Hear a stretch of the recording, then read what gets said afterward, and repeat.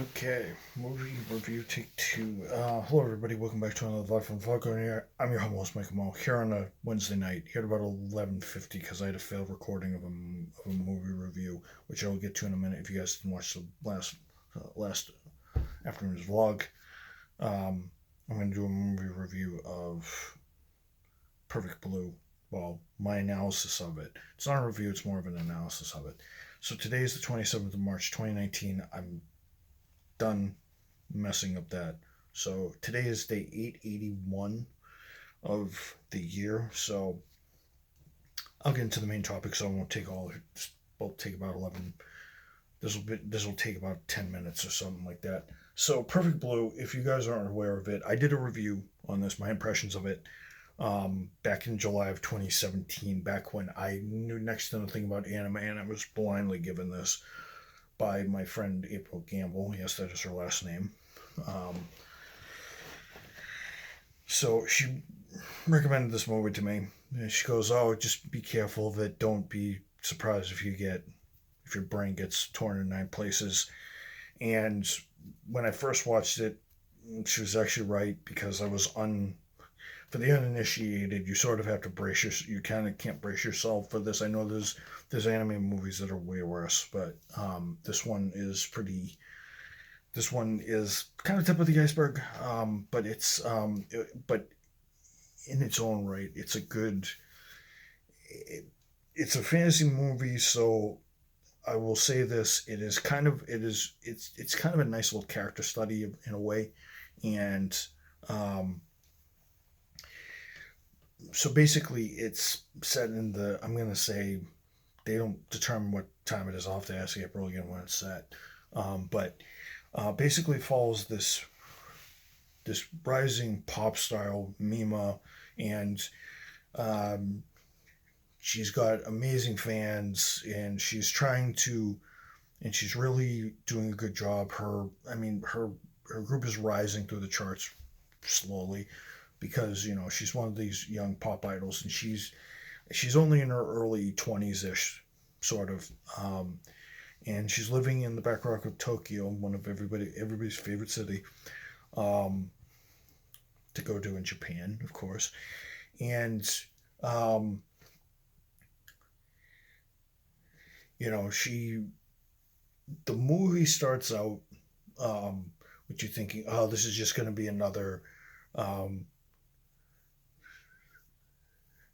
this is just going to be one of those movies where she gets into this, and I thought that was the way it was going to be, but boy was I wrong. Like a couple minutes in, so what ends up happening is Mima ends up changing professions, and she ends up being an actress because she wants an image change and everything, and um, because the lifestyle that she has as a pop idol is kind of dull. She's not getting anywhere, and she figures TV slash film might be a better thing, but it has so many foreseen consequences, and it changes a lot of people around her, and there's elements of this, and it just spirals out into this mad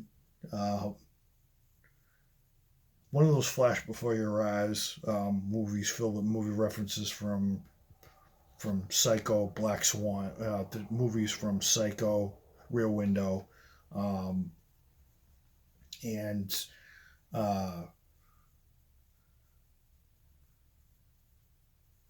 a lot of there's some parent Luigi Pirandello references in there as well, um, and everything. And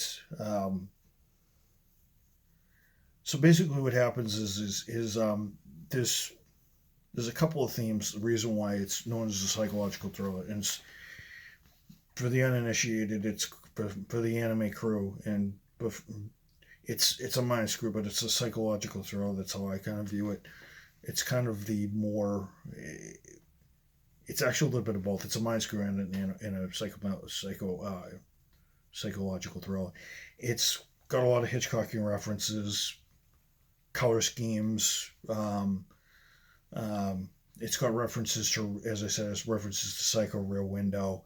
Um, and a bunch of other good movies, and it's influenced a couple of movies like Requiem, and it has influences, and it has scenes that are referenced in Requiem for a Dream, um, and it also and it's also kind of,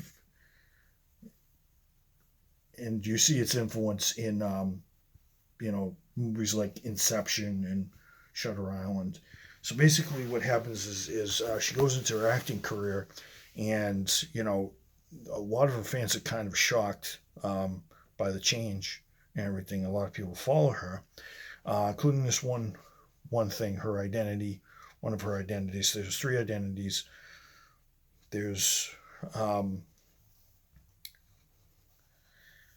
because that's one of the two things that are kind of that's one of the big themes, one of the conflicts. There's identity versus image in the film, because um, as you go through the movie, you kind of, the lines between identity and image kind of get blurred a little bit, because, and that's the reason why sometimes the characters have trouble, and that's the reason why the characters break out of different identities and everything, and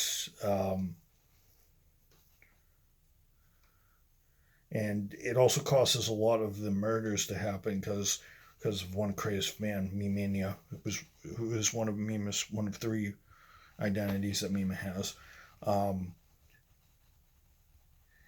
and you see how he goes on to, you see how supposedly um, his he goes on a tirade and everything, and even hijacks her identity through a blog, um, and everything. There's also fantasy versus reality as well. There's a lot of blurred. That's another thing that's also blurred as well in the film. I will say this: she even has trouble. Mima even has trouble because once in a while she sees this. There's a virtual Mima, basically, and then there's the fake infestation of Mima, who you will figure out is Rumi, her agent, actually just playing out in uh, her past self, basically her past identity, basically, and then her hijacked identity, and the reason why that happens is that, and then there's reality versus fantasy. You don't know what's really real and what's fantasy in the movie. What's kind of just screwed up. Um, like there's a lot of scenes. The movie does a great job of making you think that a lot of the scenes and a lot of the things that's happening is real, um, even though you kind of, the way it's done, the way Khan does it is absolutely brilliant. You made a lot of the scenes are directed in a way to make it look like it's real, but it really isn't. And it's sort of funny because she's actually part of a TV drama. It's kind of a movie with, it's kind of a show within a show, kind of, actually, um, because um, the way they act, um, because the way the actors act and the way it's all done, you almost think that this is all happening to Mima when it's really just part of the film. Um, and a lot of people have issues thinking, oh, this is that, that's that. There's also traces of Sandy versus Madness, which is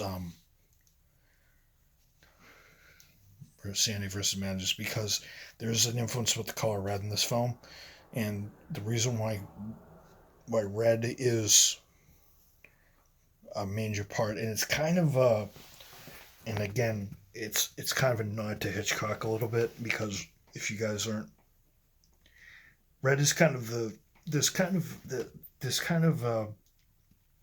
there's kind of a conflict between the colors red and blue, um, and everything. Red and blue in this. So if you guys haven't heard of the term MacGuffin or the object that's centered, it's kind of a play on the MacGuffin thing. The center. The thing that's the centerpiece of the whole film. Like the money over, like the money in Psycho is the MacGuffin, um, or the birds is one of them. The Mima birds, I think. And then I forget what it is in Rear Window. I'll have to look that up. I'll have to give you guys another part of when I do another part of this analysis. I'm probably going to do two parts. I'm probably going to do one tonight, one tomorrow, before I go to work. Um, and Khan does a very good job of screwing with your head. It's quite interesting. I was going through some references last night and trying to figure out what was what. Um, there's definitely a lot of mental breaks between the characters, and there's a shattering of images. I mean, like one scene at the end when real Mima and fake Mima are fighting, or Rumi. Rumi, when a mirror breaks, or when a glass pane breaks, you see the image of Rumi shattered because Rumi used to be a idol at one point, and she ends up living. There's a Black Swan. Wait for it. There's a Black Swan reference right here. If you guys haven't watched Black Swan, 1 second. Sorry guys about that. But yeah, there's she's trying to live vicariously because through her friend there um,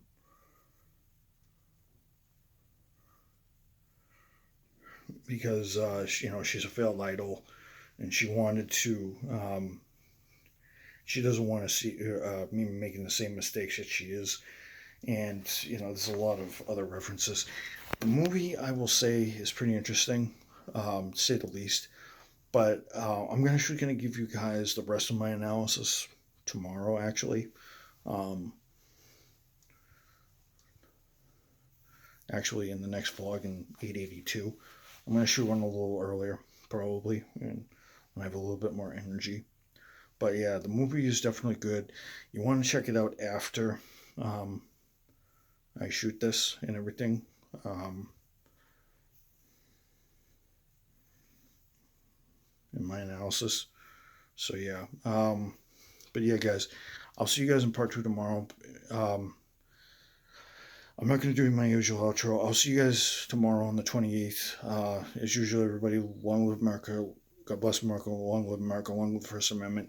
Amen to my great parents, spirits, amen to both of them. Thank you very much. Have a good day. Mike Mo here for another vlog.